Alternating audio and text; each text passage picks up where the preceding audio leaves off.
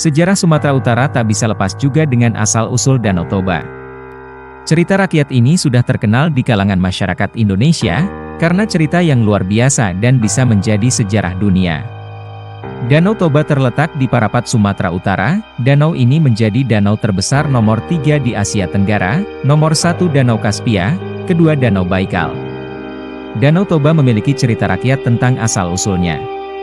Awal mula kisahnya yakni seorang petani muda bernama Toba. Toba merupakan seorang petani yang banyak menghabiskan waktu di sawah. Sesekali dia juga senang untuk pergi memancing ikan untuk dimakan ataupun dijual ke pasar. Suatu hari dia pergi untuk memancing ikan. Tak lama kemudian dia mendapatkan ikan mas yang ukurannya lumayan besar dibanding pada umumnya.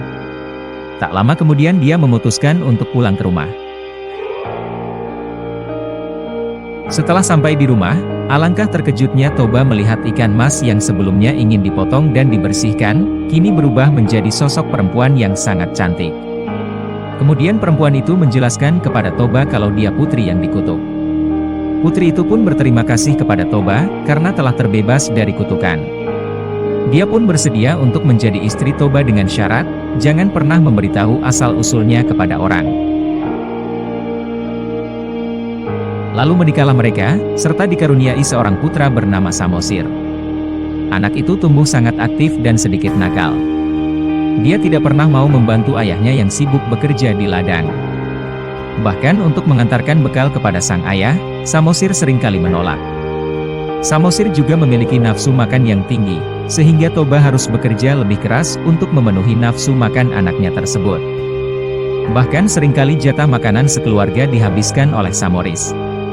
Akhirnya, pada suatu hari Samosir diminta ibunya untuk mengantarkan bekal kepada sang ayah yang sedang bekerja di ladang.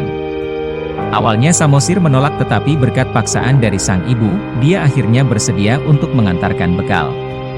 Kepada sang ayah yang sedang bekerja di ladang, Samoris datang dengan wajah yang bersungut-sungut. Samosir kemudian berjalan menuju ladang. Di tengah perjalanan, Samosir merasa sangat lapar.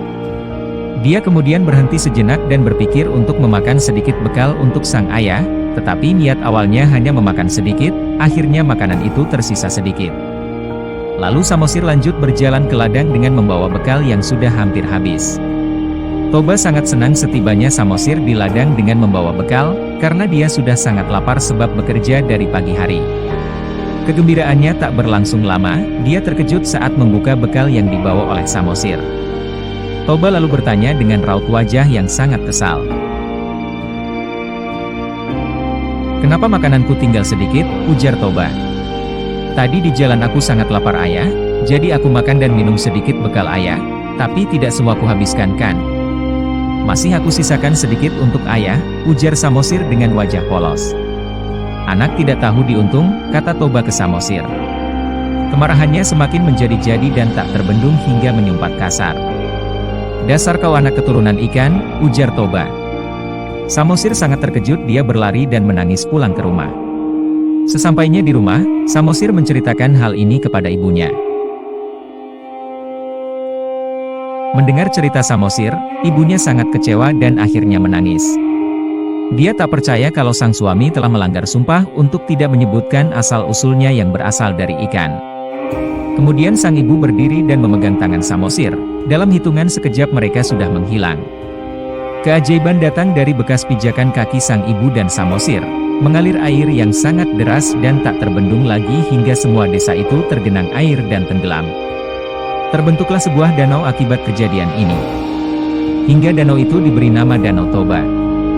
Adapun pulau kecil di tengah-tengah Danau Toba disebut Samosir untuk mengingatkan kepada anak laki-laki di kisah ini.